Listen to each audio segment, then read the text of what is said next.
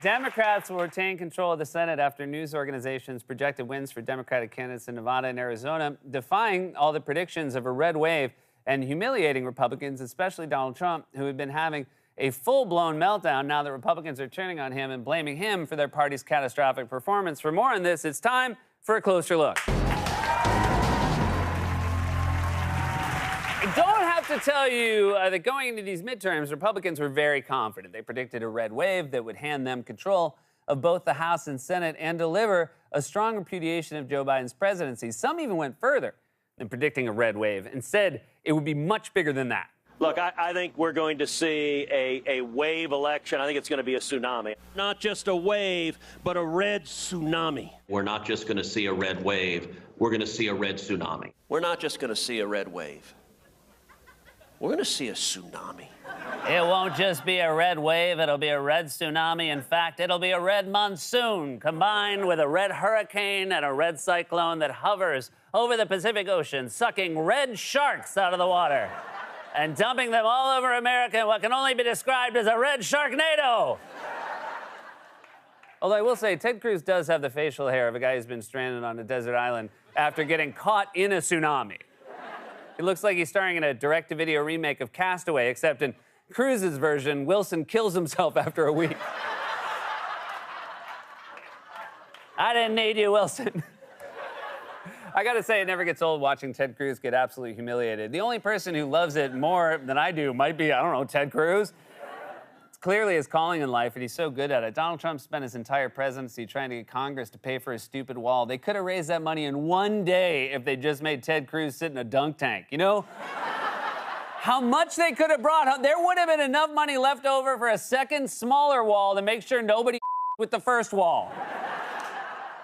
Anyway, while Cruz was confidently predicting a red tsunami, his Senate counterpart, Florida Senator Rick Scott, who was in charge of taking back the Senate for Republicans, was getting even more specific, claiming Republicans could end up with as many as 55 seats after all was said and done, and even named specific states where he thought Republicans could upset Democrats. There's every reason to believe that we're going to pick up, at least one, but I think we can pick up 4 or 5 seats this year. If you're a Republican, you want to be a U.S. senator, and you want to try to change the direction of the country, this is the year you want to run. Herschel Walker's already beaten Warnock in Georgia in the polls. Adam Laxalt's already ahead of Cortez Masto by 4 points in Nevada. We will beat Kelly in Arizona. I think we'll win New Hampshire. Am I crazy to think that the Republicans could win a Senate seat in Vermont in 2022? You're not crazy. You know, if you really want to know whether or not you're crazy, maybe don't ask Rick Scott. If you ask me, all of you Earth people are crazy.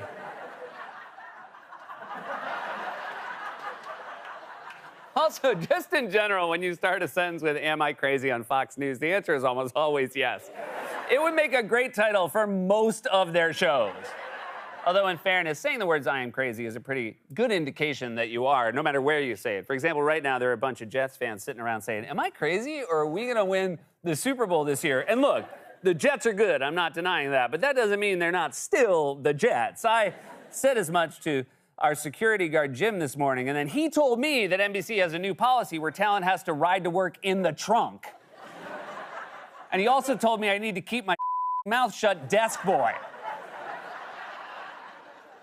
I think he's sensitive because he already bought tickets to the Super Bowl and the green and white face paint. Which is an unprofessional thing to wear to work, but obviously... I'm not going to tell him that.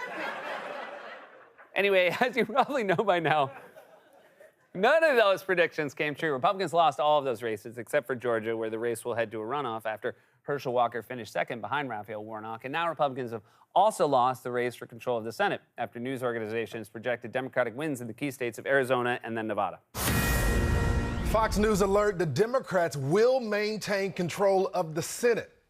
The Fox News decision desk has called Nevada's nail-biting Senate race in favor of incumbent Democrat Catherine Cortez Masto over Republican challenger Adam Laxalt. That gives the Democrats the 50 seats they need to retain the majority control. What? But the space lizard and his Sasquatch friend told me there would be a red tsunami. But man, for the news to come from Fox of all places, they're the ones who told us there'd be a red wave in the first place. This is like your weatherman telling you it's going to rain all weekend, and then after you cancel all your plans tells you it's actually 75 and sunny, so fold up those umbrellas. Or if you don't know how, just leave it at the top of the stairs like an insane person. Am I crazy, or can I just leave this on the steps? You guys remember that? That's what we here at Late Night call a classic vid. Classic vid. Do we have to put the stamp over my face? The vid's there. Man, I really hope Republicans weren't watching Fox News on Saturday when that call happened. Of course, that's impossible. If you know any Fox News viewers, they're always watching Fox News. One time I visited my grandma, and the only way we could get her to stop watching Fox News was to change her channel on her old-ass TV with a pair of pliers and then bury the remote in the backyard. Oh, but she was wily. She was out there all night digging holes, looking for that remote. When my grandpa saw her digging a hole out the window in the backyard, he said, "Oh, it's not all bad. Now we have some place to bury her." That story's not true. Every one of my grandparents is long dead. So Democrats have defied the odds and defied history to produce one of the best midterm performances for the party in power in political history. And now that reality has set in. Republicans are furiously pointing fingers at each other, looking for someone to blame. And honestly, it is kind of fun to watch. Donald Trump, it kept saying, we're going to be winning so much, we'll get tired of winning. I'm tired of losing. I mean, that's all he's done. Donald Trump cost us the Senate twice in a row. Our voters didn't show up. We didn't get enough voters. It's a complete disappointment. We're not a cult. We're not like, okay, there's one person who leads our party. If the voters conclude that you're putting your own ego or your own grudges ahead of what's good for the country, they're going to look elsewhere. Trump is the past. Let's not vote Mitch McConnell into leadership. He doesn't deserve to be majority leader or minority leader. Josh Hawley tweeted last night, quote, "The old party is dead. Time to bury it, build something new." McConnell spent close to $400 million on these Senate candidates. I don't know what goes on behind the scenes, but that is a lot of money. And we didn't pick up a single seat. So either some of these candidates are garbage or the money's not being well spent. Oh, I know. It's both. You spent your money poorly and you spent it on garbage. Don't feel bad about it. We've all done it before. Lord knows I've taken an Ambien and gone on eBay, and 3 days later, I get a package with a baseball signed by Lou Gehrig's friend Kevin. Oh, sweet Kevin. Alabama Congressman Mo Brooks, who was once a huge Trump supporter and even spoke at the Capitol on January 6th, called Trump dishonest, disloyal, incompetent, and crude, which is true. But Trump didn't prove that last week. It's just last week there were consequences. It's like your nephew telling you today he has doubts about the future of crypto when you definitely remember this was his profile picture last month. Really looking forward to seeing you at Thanksgiving, Kyle. Guessing this year you're not going to tell me it's a shame NBC pays me in American dollars. Kyle's a lot. Still, it's so great to watch these assholes turn on each other. They're like a bunch of roommates who got a pet cougar, and now they're all like, has anyone seen Dave? Also, just a quick aside, my favorite part of that montage came next when Fox host Jesse Waters wondered what happened to all the money Donald Trump raised. Trump's sitting on a massive war chest in Mar-a-Lago. Where'd that money go? We don't know. No, I think we all know. It's in his giant coat. Hey, Mr. Trump, we can't find all the money you raised for GOP candidates. Well, best of luck in your search. I'm going to go out for a walk.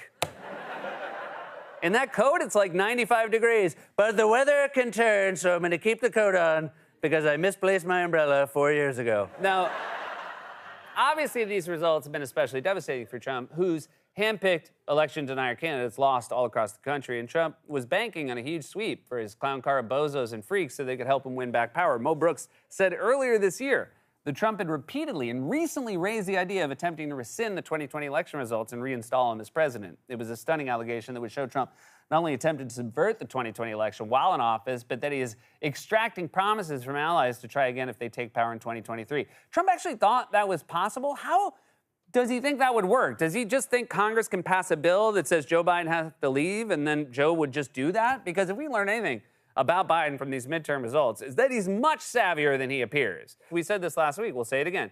Biden's Mr. Magoo bit, where he forgets where he is or what he's doing, might just be an act to cover for the fact that he's actually a political mastermind. If Trump actually tried to have Biden removed from the White House, Biden would probably do something like pretend to get stuck on stage or, trip on the stairs 3 times in a row, and then he'd say something like, "Excuse me, Donald, could you help me up? I'm a frail old man." And then as soon as Trump gives his hand to Biden, Biden would grab him by the arm and just throw him over his shoulder, put him in a headlock and say, "I'm gonna fold you like an umbrella, bitch." Now,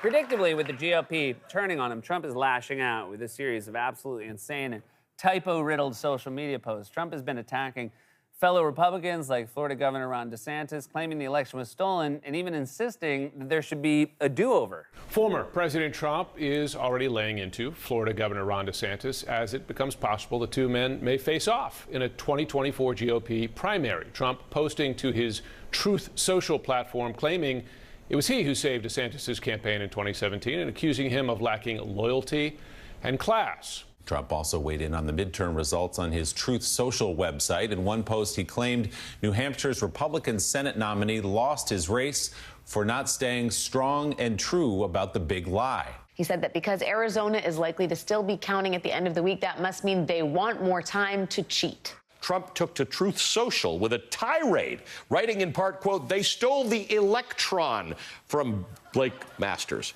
He wrote the word electron as in a subatomic particle, adding, quote, "Do election over again," exclamation point. How is it possible that he typed electron instead of election? I would say that maybe Trump got screwed by autocorrect on that one, but then is it really possible that Trump's autocorrect hasn't learned the word election? It's literally all he tweets about. Not tweets, whatever they call them on Truth Social. Bloops, bleeps, derps. May I suggest brain farts? I think that would be better than saying a post. Just imagine Wolf Blitzer saying, "The former president with a new brain fart on Truth Social, claiming the electron has been rigged." Whatever, I'm shocked Trump is capable of spelling the word electron, even by accident, since there's no way he knows what it is. We all love Electron, don't we, folks? He's the bad guy from the Avengers movies, right? The Rise of Electron, one of my favorite of all the ages was the age of Electron. Trump is reportedly on the verge of announcing that he'll run for president again in 2024, but Republicans are already turning on him and turning on each other. Voters rejected Trumpism and the MAGA movement yet again, just as they did in 2018 and 2020, and now Democrats have defied history and will control the Senate for the rest of Biden's first term. Trump is probably at home right now trying to psych himself up, staring in the mirror, telling himself over and over again, "You're not crazy." This has been A Closer Look.